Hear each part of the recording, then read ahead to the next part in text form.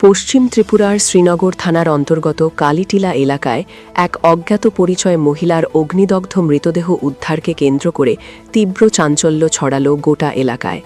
শ্রীনগর থানার অধীন কালিটিলা এলাকার রঞ্জিত সাহার একটি রাবার বাগানে স্থানীয়রা দেখতে পান এক মহিলার অগ্নিদগ্ধ মৃতদেহ। ঘটনাটি জানাজানি হতেই ঘটনাস্থলে ভিড় জমায় এলাকাবাসী। খবর দেওয়া হয় শ্রীনগর থানায়। খবর পেয়ে দ্রুত ঘটনাস্থলে পৌঁছান থানার ওসি সহ পুলিশ কর্মীরা। পরে ফরেন্সিক টিম ও ডগ স্কোয়াডকে খবর দেওয়া হলে তারাও ঘটনাস্থলে এসে তদন্ত শুরু করে।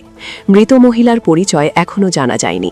পুলিশ ও স্থানীয়দের প্রাথমিক ধারণা অন্যত্র খুন করে দেহটি রাবার বাগানে এনে আগুন লাগানো হয়েছে। পুলিশ মৃতদেহ উদ্ধার করে ময়নাতদন্তের জন্য হাসপাতাল মর্গে পাঠিয়েছে।